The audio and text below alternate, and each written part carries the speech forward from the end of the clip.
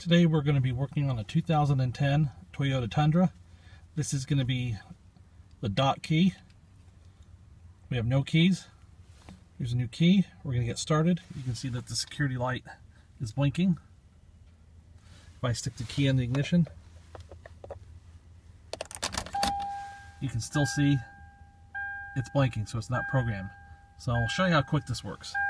Turn on the key. I apologize for any screen flashing, it's just a little out of sync here.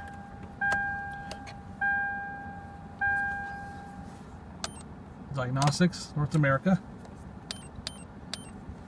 Toyota. Go down to Tundra. Key coding. Go down to 2010. And this will have all your immobilizer selections here, but this one's an immobilizer 1. Ignition's on.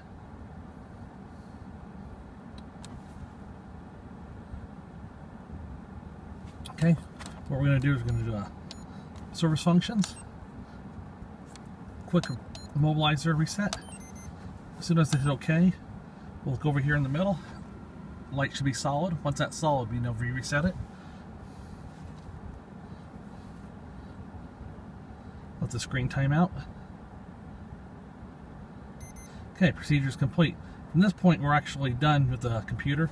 Now all we have to do, remove the key, stick the key in. Now watch the security light when I stick the key in.